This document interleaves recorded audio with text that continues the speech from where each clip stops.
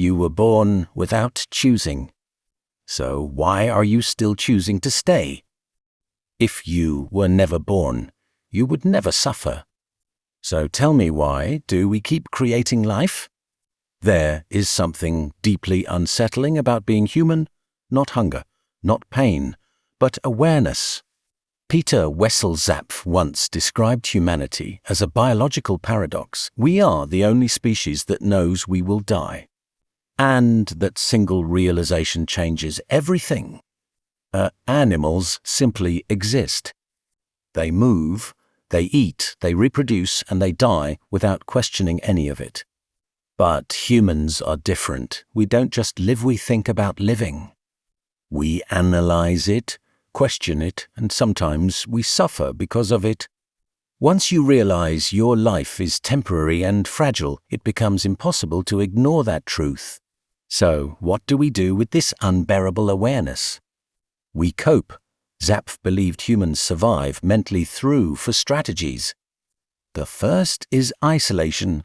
We push away disturbing thoughts. We know we will die, but we don't think about it daily.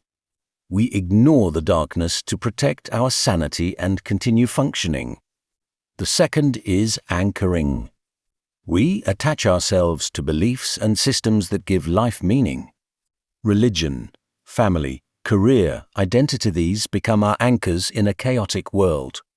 They give us something stable to hold on to, something that makes existence feel less random and more structured. The third is distraction. We fill our lives with noise and constant activity.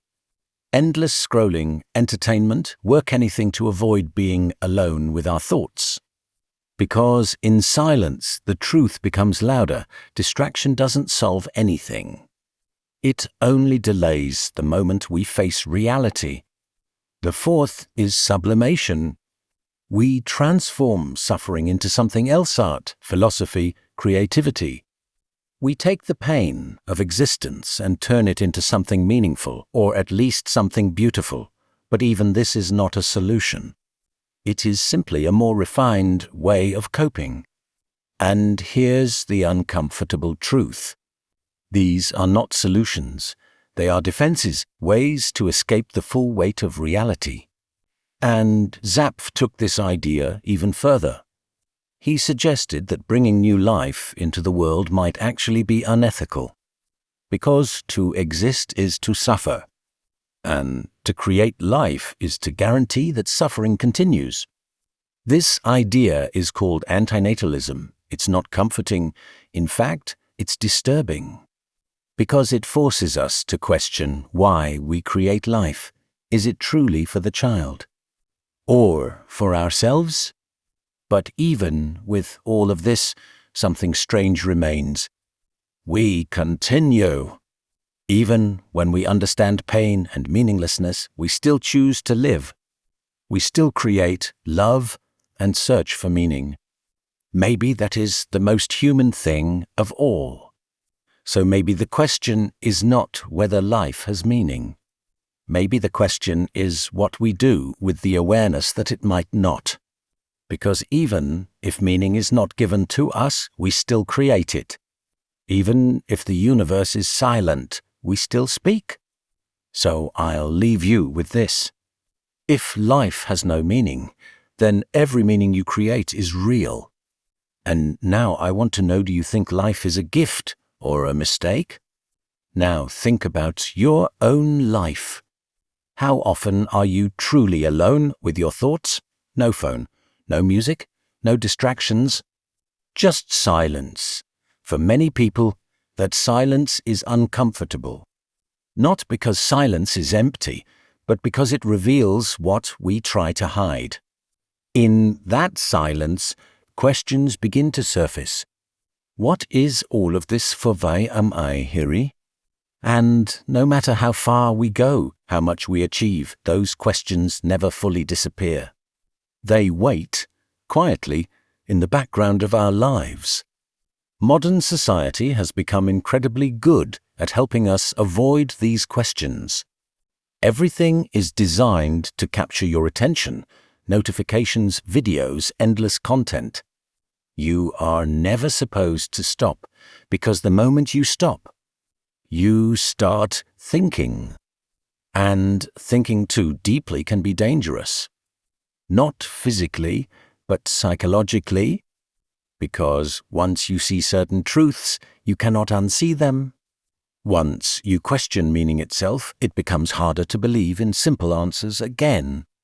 This is why many people react negatively to ideas like Zapf's, not because they are false, but because they are uncomfortable.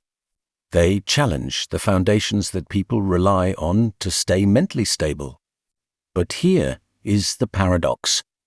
Even if life has no objective meaning, humans cannot live without meaning. We are meaning creating beings is what we do. It is how we survive psychologically. So maybe meaning is not something we discover. Maybe it is something we invent. Something fragile, temporary, but still powerful enough to shape our lives. Think about love, for example. In a cold, indifferent universe, love should mean nothing. And yet, to us, it means everything. It drives our choices, our sacrifices, our entire existence. The same is true for purpose.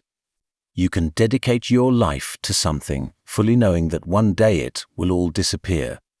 And still, in the present moment, it feels real. It feels meaningful. So maybe Zapffe was right about the problem, but incomplete about the answer. Yes, consciousness creates suffering, but it also creates everything else we value. Without awareness, there is no pain, but there is also no joy, no beauty, no connection, no understanding. The same mind that causes suffering is the one that allows us to experience anything at all. And that leaves us with a final question. If you had the choice to exist and suffer, or to never exist at all, what would you choose? Because in the end, maybe life is both. A curse and a miracle, and the only thing that makes it one or the other is how you choose to see it. Nothing matters, so why are you still here? Ze end.